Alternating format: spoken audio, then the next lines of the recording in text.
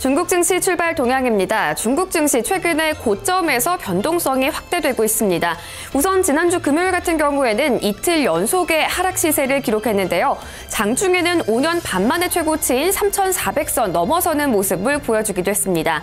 이번 주에는 내일 중국의 무역 수지가 발표되는 등 또 경제 지표 발표를 앞두고 있어서 당분간 이 변동성이 확대될 걸로 전망되고 있는데요.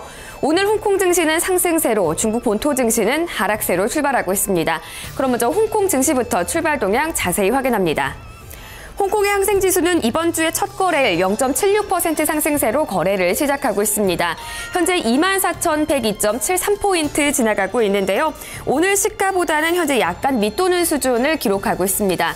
종목들을 보면은 현재 청흥과 허치슨이 모두 두 자릿수의 상승세, 14% 넘는 급등세를 연출하고 있는데요. 홍콩의 최대 부호 리카싱 회장이 사업 재편 소식을 밝혔습니다.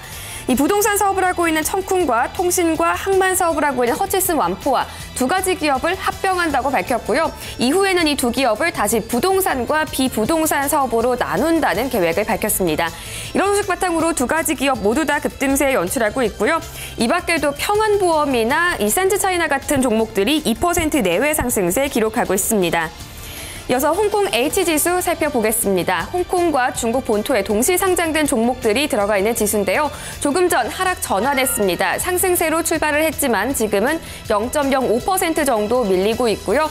12,071.37포인트 지나갑니다. 종목들을 보면은 BYD 컴퍼니가 2%대 강세 보이고 있고요. 중국철도가 1.7% 상승하고 있습니다.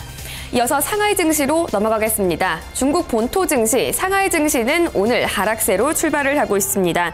먼저 상하이 종합지수는 현재 1% 안쪽으로 낙폭을 조금 줄였는데요. 0.56% 하락하면서 3,266.88포인트 지나갑니다.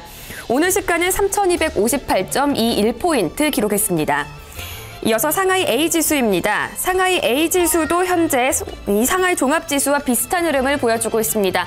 장 초반 낙폭을 키웠다가 지금은 줄여가고 있는 건데요. 0.6% 하락하면서 3,422.49포인트 지나갑니다. 대형주 중심의 상하이 180지수는 현재 반등에 성공했습니다.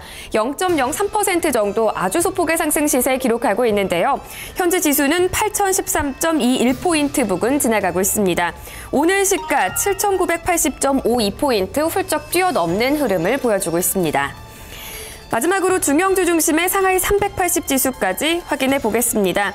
상하이 380지수도 오늘 장 초반에는 약세로 출발을 했는데요. 현재까지도 1% 정도의 하락 시세에서 벗어나지 못하고 있습니다. 지금 0.86% 정도 하락하고 있고요. 4,893.29포인트를 지나가고 있습니다.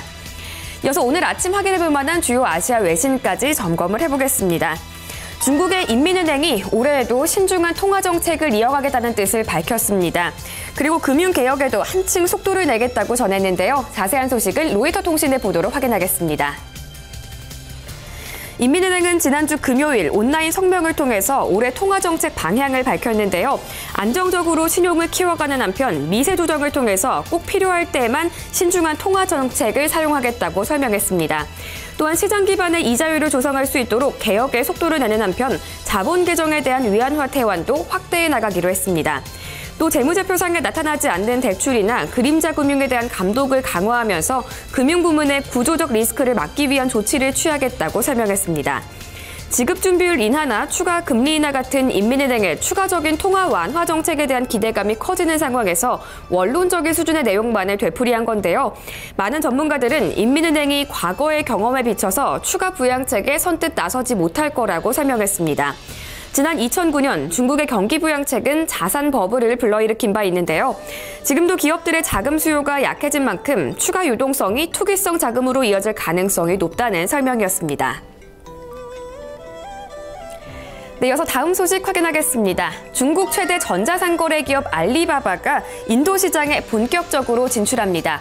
5억 7,500만 달러를 들여서 인도의 온라인 쇼핑 업체에 투자를 했는데요. 자세한 소식은 월스트리트 저널의 보도로 보겠습니다. 알리바바와 알리바바에서 전자금융 서비스를 하고 있는 계열사는 인도의 온라인 결제 및 상거래 사업을 하고 있는 원97에 5억 7,500만 달러를 투자하기로 했습니다.